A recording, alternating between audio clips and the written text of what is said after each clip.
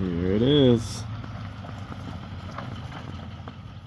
Good morning and welcome back to the channel, everybody. Today's a pretty exciting day for me. I had this John Deere 35D mini excavator just delivered. I found this on Facebook Marketplace, went and checked it out yesterday, and I agreed to buy it. It's a little bit older. It's a 2008 model. It's got about 3,000 hours on it, and it's got some normal wear and tear, and it needs a little bit of love, but it's still a working mini excavator nonetheless, and I've got plenty of ideas on how I'm gonna make it used around this property. So what I'm gonna do today is I'm gonna clean it up a little bit on the outside with the pressure washer, and then I'm gonna clean the interior. So come along with me and we'll get this guy cleaned up and see what it looks like. But first I'll give you a little walk around on it and tell you what I know as of right now. So you can see it's got a 24-inch digging bucket on it. It's got a hydraulic thumb. I noticed this sleeve on the cylinder. The guy I bought it from, he said it was leaking. He said that is old hydraulic oil and that he put a little weld on this cylinder and then put a sleeve over it. So seems perfectly shady enough for me, but we're gonna clean it up and see if it still leaks. But other than that, it seems to be in pretty decent shape. It's got quick couplers up here for the hydraulics. It's got a light up here. It is missing a light up here, but if that's 12 volts, I should be able just to put like an LED light bar up there, which I'd probably like better. The cab glass is actually in really good shape. There's no cracks, there's no big scratches. The paint is kind of oxidized, a little faded. I brought my dual action polisher. I might try to revive that a little bit. And I bought a can of John Deere construction yellow. So, you know, little things like this I might touch up. I don't know if I'm gonna do that today or not. The tracks, you know, they're not great. They're not terrible. The sprockets, I thought looked like it had some wear on them, but I pulled up some pictures online and they actually don't look that bad compared to some of the new ones. So I think they've got some life left on them. You know, obviously the black plastic here is faded quite a bit. You know, a lot of the grease points is oozing out, so I'm gonna scrape all of this stuff off and try to get it as cleaned up as much as I can today. It's kind of missing a tooth here. He gave me one to slide over it. It's not the right one, so I'm gonna have to weld it or tack it on. It's got a straight blade on it. It does not tilt or angle. It just goes up and down. All right, so let's check out the inside, see what we've got. So it's got heating and air. It's kind of dirty. That's to be expected. This thing lives in the dirt. The seat has no rips or tears. The boots around the joysticks don't have any tears. So I really think that this interior is gonna clean up really nice. You can see here the glass all looks pretty good. So I'll show you what it looks like from the cockpit here.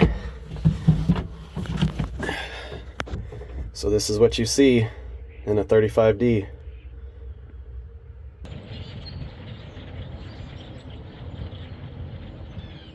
All right, at the back of the unit now, let's check out its guts. All right, so it's got Napa fuel filter.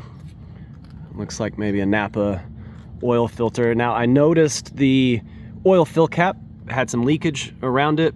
I'm hoping it's just the O-ring on the bottom side of the cap. So I stopped at the dealer yesterday and I got a replacement O-ring. The oil check dipstick, it's pretty loose, and I believe there's supposed to be like a boot right here that's supposed to catch it. So that is gonna have to be replaced. I found the part number. It's like a $40 dipstick. Dealer did not have it, so that's on its way. You know, it's a little dirty. I did check the air filter while I was there. It was surprisingly clean. It had the proper amount of oil in it. So overall, I think this engine compartment just needs to be cleaned up. So now we can walk over here to where the radiator and the hydraulics and all that is. All right. So the hydraulic fluid level looks to be good.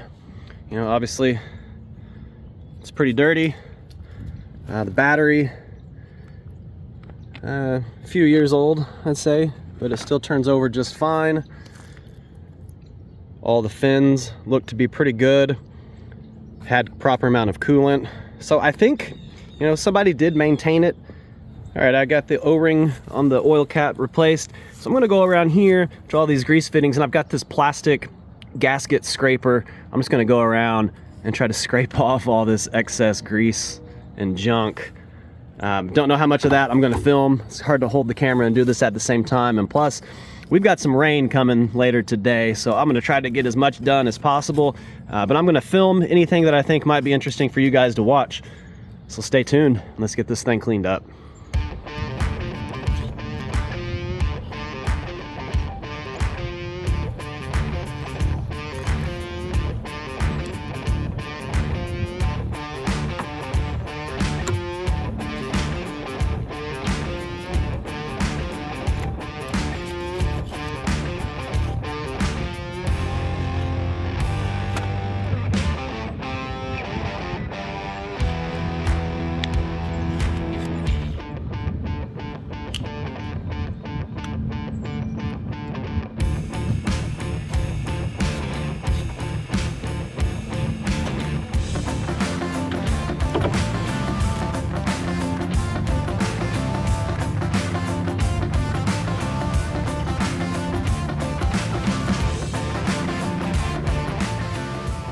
Oh yeah, the holy grail of grease and grime. Look at that, even a bonus rock.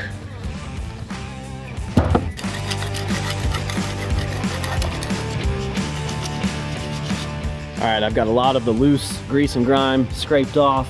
I brought a box of goodies to help me clean it, and I'm gonna use this gas-powered Ryobi pressure washer today. It's a little bit stronger than my electric one that I repaired in a previous video. So let's get started.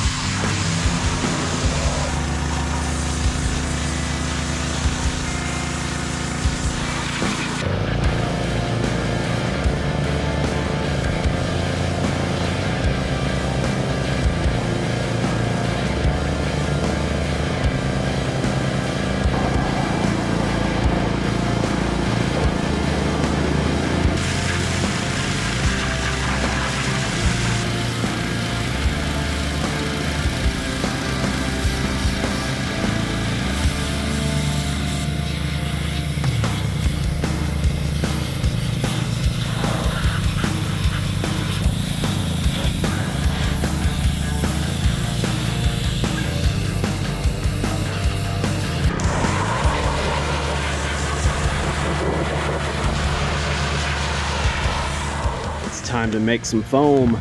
I've got this cheap foam cannon I got a few years ago off Amazon. I'll put a link down in the description below. But I'm gonna just use this turtle wax. I don't know how well this will foam up. I just had a little bit left, so I used it. I figured why not. So let's go ahead and get this guy foamed up.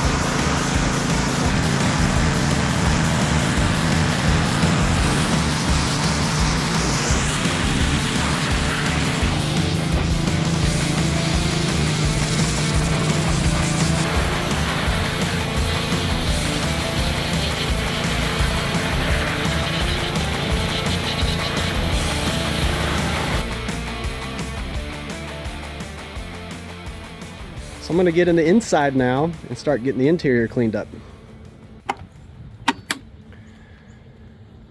It looks like a little bit of water made its way in, but not a whole lot. There is a weather strip here that looks like it's seen better days. I'm not too worried about that. I'm probably not going to be running this out in the rain, if any at all. But let's go ahead and get these floor mats out of here. I'll get these pressure washed. And yeah, I'm going to go to town on this.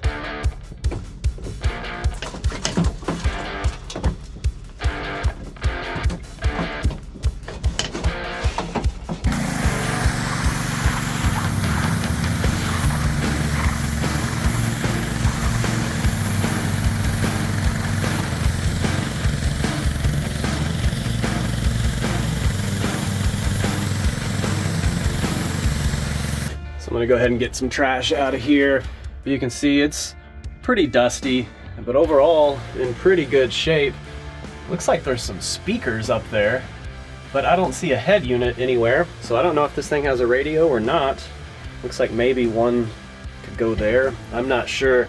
And guys, I don't really know much about mini excavators. I have about 2 minutes of seat time behind them, and that was yesterday when I was test driving this thing. So this is all new for me. So I'll probably make some videos of me getting used to the controls, and then hopefully get some videos of this thing out and get some work done.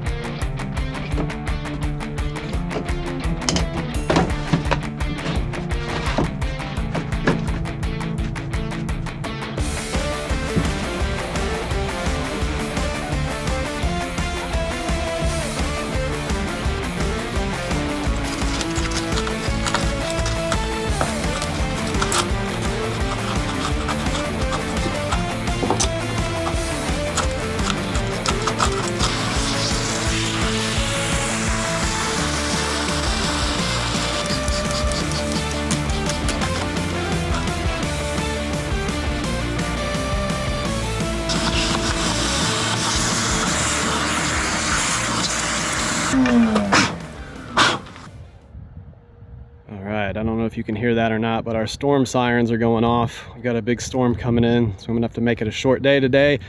Made progress on it. It looks a lot better where all the grease fittings are. At least now, if it does leak somewhere, I'll know if it's fresh oil or not. And also, the cab cleaned up pretty nice. Now I don't feel nasty getting in here. It's somewhat comfortable. Just like the outside, still a long way to go, but I mean, you can see the buttons. Everything looks a lot better.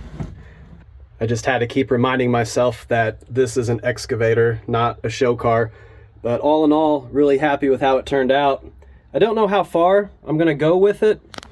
Let's go on the outside here. I'm gonna show you this paint. So I see a lot more yellow now. Blasted away quite a bit of the grease. So more yellow is visible in a lot of spots where I thought it was rust. It was just grease. So that was a good thing. But you can see here, there's still places like this where there's, missing paint and it's starting to rust through. But the problem is if I hit that up with the aerosol can, it's gonna be more like an orange color. So someday, I don't know, I might take these panels off and repaint all of them and maybe, put new decals on it, but I'm not really sure yet. But overall, it turned out pretty good. So thanks for watching and have a good weekend. Take care.